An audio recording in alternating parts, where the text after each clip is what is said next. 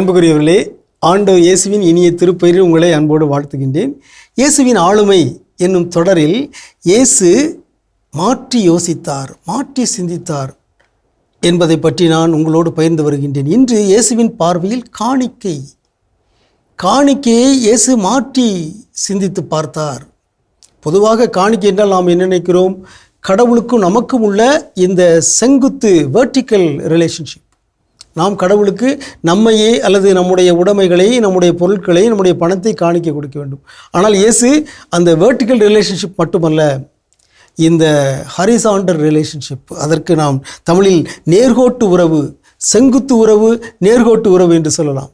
காணிக்கை என்பது இறைவனுக்கும் நமக்கும் உள்ள உறவு மட்டுமல்ல, நமக்கும் நம் சகோதரிகளுக்கும் சகோதரர்களுக்கும் இடையே உள்ள உறவும் சேருகின்ற பொழுதுதான் காணிக்கை முழுமையடைகிறது என்று மாற்றி யோசித்தார் இயேசு. மத்தேயு நற்செய்தி 5ஆம் அதிகாரம் 23-24. நீங்கள் உங்கள் காணிக்கையை பலிபீடத்தில் செலுத்த வரும் பொழுது உங்கள் சகோதரர் சகோதரிகள் எவருக்கும் உங்கள் மேல் ஏதோ மனத்தாங்கல் உண்டென அங்கே நினைவுற்றால் அங்கேயே பலிபீடத்தின் முன் உங்கள் காணிக்கையை வைத்துவிட்டு போய் முதலில் அவரிடம் நல்லுறவு ஏற்படுத்தி கொள்ளுங்கள், பின்பு வந்து உங்கள் காணிக்கையை செலுத்துங்கள். ஆகவே காணிக்கை என்பது இறைவனுக்கும் எனக்கும் உள்ள உறவு மட்டுமல்ல, எனக்கும் என் சகோதர சகோதரிகளுக்கும் இடையே உள்ள உறவு. செங்குத்து உறவு, நேர்கோட்டு உறவு, இரண்டும் இணைந்ததுதான் ஒரு காணிக்கை என்கிற புதிய பார்வையை இயேசு நம் முன்பாக வைக்கிறார்.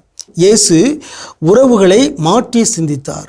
நாமும் நம்முடைய உறவுகளை, இறைவனோடும் பிறரோடும் நமக்குள்ள உறவை மாற்றி சிந்திப்போமாக. உறவுகள் இல்லாத காணிக்கை இறைவனால் ஏற்கப்படாது என்பதை உணர்வோமாக. உறவுகளை மேம்படுத்தி கொள்வோமாக. உங்களுக்கு அமைதி உரித்தாக.